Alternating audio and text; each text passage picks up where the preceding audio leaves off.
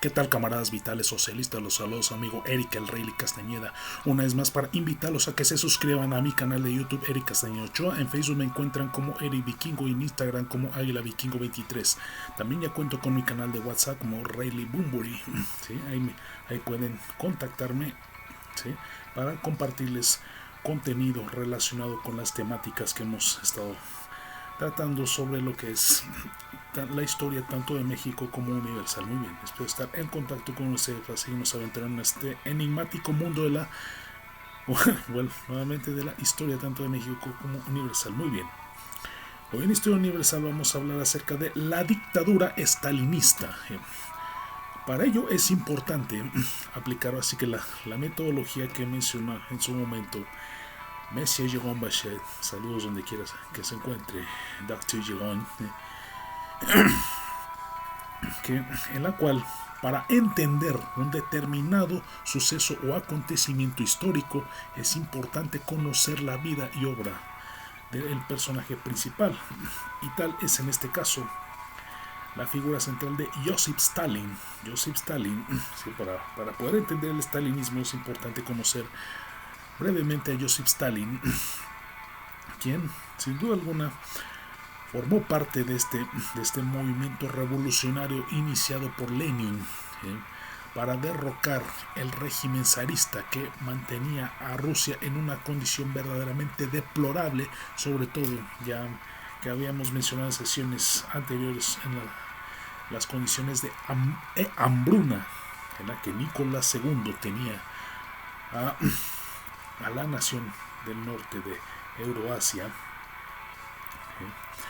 principalmente por haber metido al país a la Primera Guerra Mundial, lo cual sin duda significó un descontento social que trajo graves consecuencias, como es la reacción de esa sociedad enardecida que provocó la caída del zar y con ello el ascenso al poder por parte de los bolcheviques encabezados por Lenin, que una vez que Lenin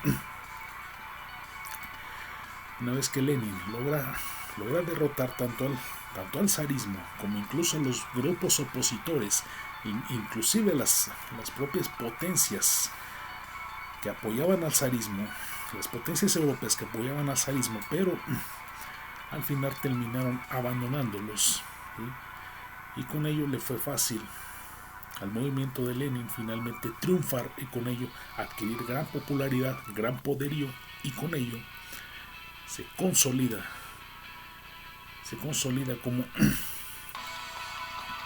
un gobierno, naciendo con ello entonces la Unión de Repúblicas Socialistas Soviéticas, la URSS, o simplemente la Unión Soviética, en la cual Lenin finalmente logra consolidar ese objetivo central, que como lo fue implantar la ideología, no tanto la ideología socialista marxista, sino también consolidar una república socialista en la cual hubiera igualdad de oportunidades para todos, y al mismo tiempo la pretensión de poder difundirla al resto del mundo, principalmente al resto de Europa, a la cual provocó que en Italia tuviera eco y con ello Mussolini iniciara su movimiento fascista. Pero sí,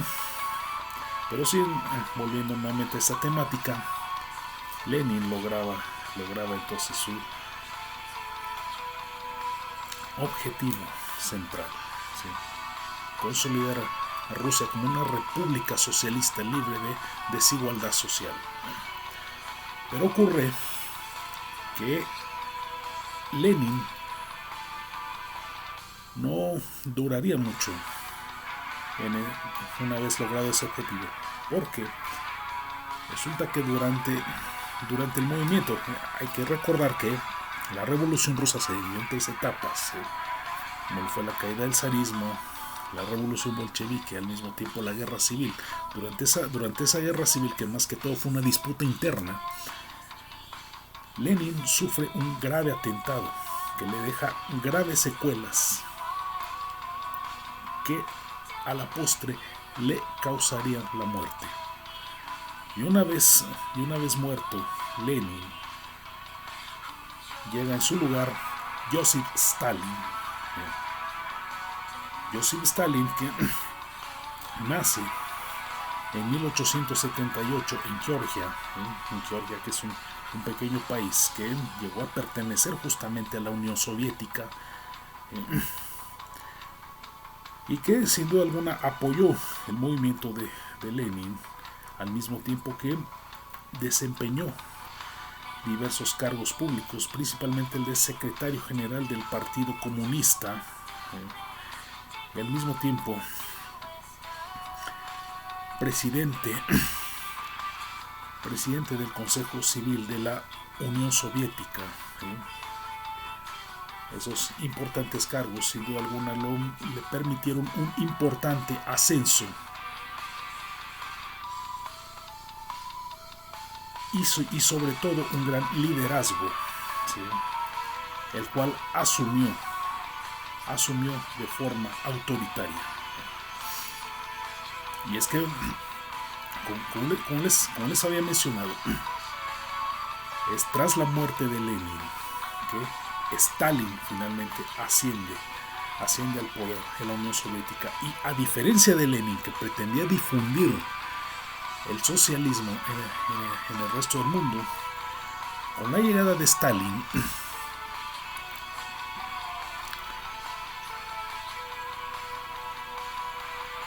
realiza una serie de cambios que sin duda alguna significarían un cambio de rumbo hacia lo que realmente pretendía Lenin con su movimiento. Y es que una vez llegando Stalin, se dio la tarea de evitar la difusión del socialismo y concentrarlo en una sola nación, como en este caso la Unión Soviética, que se conformó una vez derrocando al zarismo, y varias naciones se conformaron en una sola. Entonces, lo que logra Stalin una vez ascendiendo al poder es concentrar ese socialismo en un solo país, en una sola persona. Y al mismo tiempo llevó a cabo su plan quinquenal. Quinquenal porque consistía que en un plazo de 5 años llevar a cabo todos los proyectos importantes para el desarrollo de la nación en el plano tanto del campo con la cuestión de la agricultura, y la ciudad con la cuestión de los obreros y sobre todo las manufacturas, las fábricas también. Entonces, Stalin consideraba con este plan quinquenal que en un lapso de 5 años se pudieran llevar a cabo todas las acciones en pro del desarrollo sustentable de la nación.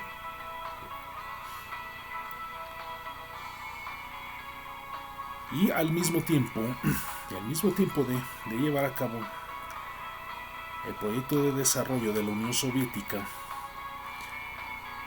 hay que recordar el por qué se dio principalmente la muerte de Lenin, porque aún en el interior se concentraban grupos opositores, y que se daba toda esa cuestión de los golpes bajos, de las traiciones. Entonces, ¿qué hace Stalin?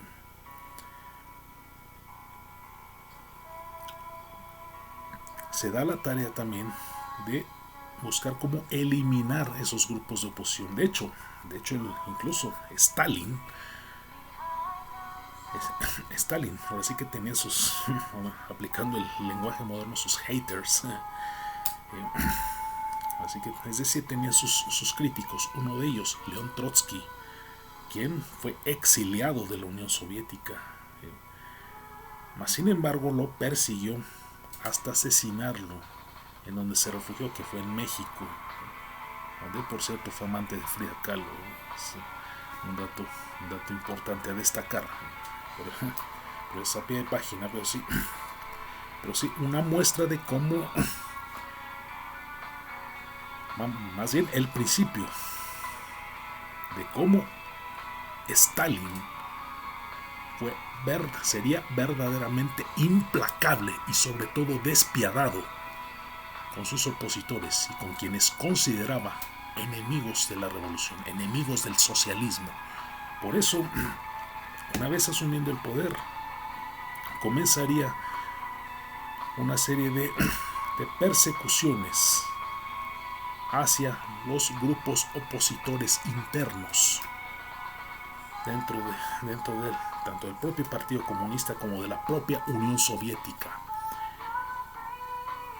acto al cual se le conocería entonces como la Gran Purga, que es de lo cual hablaremos en la siguiente sesión. Muy bien, eso es todo. Saludos.